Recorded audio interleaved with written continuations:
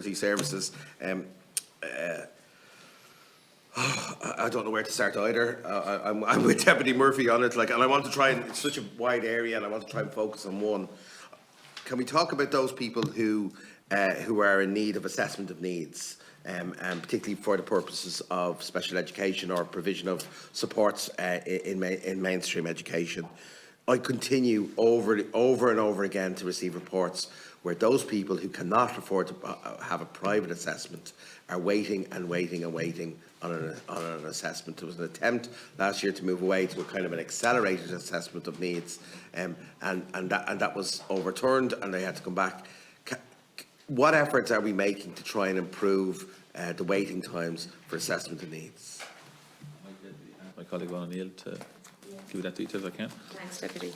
So I think you've articulated there the fact that actually the assessment process in itself was an underlying sort of cause of the delay, which wasn't acceptable for any of us in the provision of disability services. And so back in 2021, we changed to a level of assessment of need that allowed us see more children more quickly, and then that assessment process was challenged. So it did manage us to reduce between 20 and 21 the waiting list down from 6,500 to less than 2,500. Unfortunately, because of the High Court decision and the move back to the assessment in its fullest extent, that waiting list has gone up again substantially. What's it at now? It's at back to 6,349. One of the things, though, that we've been involved in has been a revised waiting list programme where we're, as other deputies have identified, we have gaps in our service in terms of personnel, notwithstanding the 1,600 additional posts that have gone into disability in the last number of years. So we're looking to the private system to see how we can improve the waiting list and waiting times, and we are currently in a procurement process because we have to actually do that under sort of a fairly strict procurement. Certainly welcome anything to try and reduce it. Yeah. We have a situation that if a school on the north side of Dublin has children in it where parents don't have the means to seek a private assessment, that school is likely, with the same number of children, with the same number of same conditions, that school is likely to have less SNAs than a school on the south side of Dublin, where parents might be able to pay for that and have the same conditions, and there will be a higher level of SNAs. That is a completely unacceptable situation, and it's happening purely because of an assessment process by the HSE. Well, actually, Deputy, just my department colleagues might want to comment, because actually that's a policy issue in relation to the requirement in the education sector that you have this level of assessment in order to secure an SNA. And in fact, one of the reasons why we were trying to change to a different assessment process was also to accelerate that. But I would add that actually, in terms of the HSE's provision of services to the young people in school, it's irrespective of diagnosis.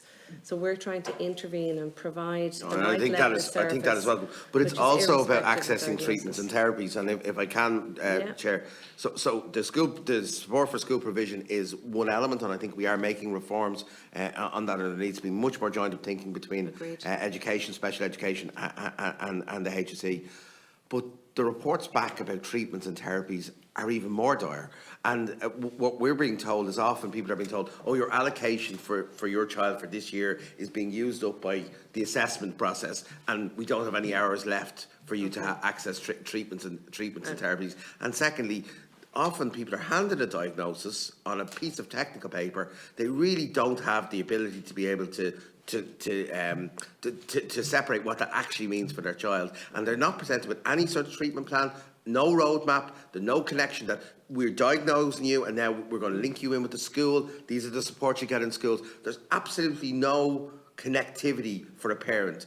Parents are handed a diagnosis by a clinical person, and there is no wraparound. Well, I challenge that by saying actually the very core of the current Children's Disability Services is about driving the family support plan, which is exactly what you've just described, which is translating not only their diagnosis but the extent of their needs, the level of the need, into a plan which is delivered with the partner agencies in schools, by the HSE and I with the accept that, but family isn't the themselves. difficulty, But isn't the difficulty is that we don't have the right number, correct number of people in posts, Oh, and no. we don't have the sufficient numbers. I do agree that one of the things that hampers that happening as effectively as it should is the available resources. There is, in the roadmap that my colleague spoke about earlier, there is also a move to being able to quantify and the proportion of time that's spent with an intervention, and that's really important rather than assessment. So looking at our overall numbers,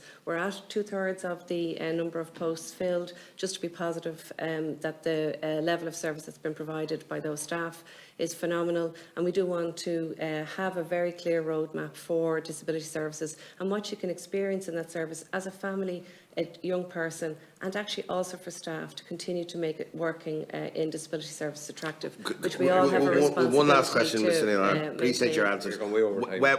When will we have those posts filled?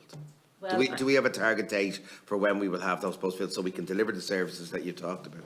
Well, I think my colleague Damien referenced that about just the difficulty in the market, because we have actually secured additional posts, we have the funding for them, we're running active campaigns. I hear Deputy Murphy saying to you, if you don't have a target, you can't achieve it. Oh no, we know the target. So, oh no, grew. Deputy, we know the target, and we also have increased the numbers between last year and this year. The We've question also is, when will increased additional funding. when will we have But- those posts filled? Deputy, you have to understand that we could recruit and 2 posts, and somebody could retire or move to another. So we actually have that level of churn. So We are you saying the actually HSE has can't name- no target to fill posts? we have a target to Yes. fill all of the posts. So So when do we think we'll achieve that? But I can't tell you when it'll be achieved, because for every time we gain a post, we might lose a post, which is not something we can predict, except to say we have a very focused recruitment plan to fill every post. Thanks, Ms O'Neill.